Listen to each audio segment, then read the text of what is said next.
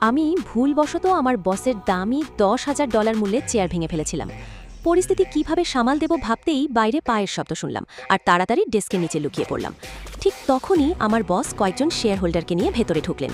তিনি বসার সঙ্গে সঙ্গেই চেয়ারটি ভেঙে পড়ল আর ঠিক তখনই তিনি ডেস্কের নিচে লুকিয়ে থাকা আমাকে দেখে ফেললেন।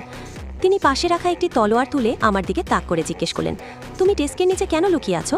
আমি সঙ্গে সঙ্গে মিথ্যে বললাম, আমি নাকি নিচের ধুলো পরিষ্কার করছিলাম।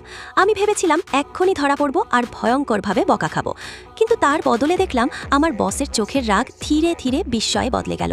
এমনকি বাকি শেয়ার হোল্ডাররাও আমার সামনে নতজানু হতে লাগলো। এতে আমি আরও ভয় পেয়ে গেলাম, আতঙ্কে ঘটনাস্থল থেকে দৌড়ে পালালাম। কিন্তু ভুল করে আমার কর্মচারী আইডি কার্ড মেঝেতে পড়ে গেল।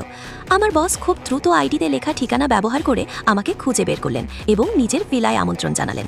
আমি ভেবেছিলাম তিনি নিশ্চয়ই ভাঙা চেয়ারের ক্ষতিপূরণ চাইবেন, কিন্তু তিনি কোনো ক্ষতিপূরণ চাননি, বরং আমাকে বললেন তাকে একটি খুশি মারতে। আমি আরও বেশি বিভ্রান্ত হয়ে পড়লাম, এমনকি ভাবতে লাগলাম তার কি কোনো মানসিক সমস্যা আছে। আমার অদ্ভুত মুখভঙ্গি দেখে তিনি দ্রুত ব্যাখ্যা করলেন। জানা গেল আমি দেখতে হুবহু তার বহুদিন আগে নিখোঁজ হয়ে যাওয়া বড় ভাইয়ের মতো, আর তার ভাই ছোটবেলা থেকেই অসম্ভব শক্তিশালী ছিল। এই কারণেই তিনি আমাকে তাকে খুশি মারতে বলেছিলেন। তিনি এটাও জানালেন যে তিনি নিজেও একজন মার্শাল আর্টস চ্যাম্পিয়ন। আমি আসল শক্তি ব্যবহার করার সাহস পাইনি, শুধু হালকা করে হাত নাড়ালাম। তবুও তিনি ঘরের এক কোণে ছিটকে গিয়ে পড়লেন।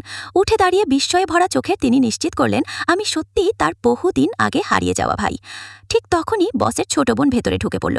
সে তার বড় বোনকে কোম্পানির শেয়ার তার হাতে তুলে দিতে বাধ্য করার চেষ্টা করছিল, কিন্তু আমাকে দেখা মাত্রই তার মুখে আতঙ্ক ছড়িয়ে পড়ল, কারণ বহু বছর আগে সেই তার ভাইকে পাহাড় থেকে ধাক্কা দেওয়ার পরিকল্পনা করেছিল। সে মানতেই চাইল না যে আমি তার মৃত ভাই, তাই ইচ্ছে করেই বলল তার ভাই সবসময় মার্শাল আর্টস ভালোবাসত। এরপর সে ইচ্ছেকৃতভাবে অনেক মার্শাল আর্টস চ্যাম্পিয়নকে আমার সঙ্গে লড়াই করার জন্য ডেকে আনলো। আমি খোলা জায়গায় দাঁড়িয়ে রইলাম, ভয়ে জমে গিয়ে অনেকক্ষণ নড়াচড়া করার সাহসও পেলাম না। এতে সে আরও বেশি নিশ্চিত হয়ে গেল যে আমি একজন প্রতারক। সে সঙ্গে সঙ্গে মার্শাল আর্টিস্টদের আমাকে গ্রেপ্তার করার আদেশ দিল। হতাশ হয়ে আমি চোখ বন্ধ করে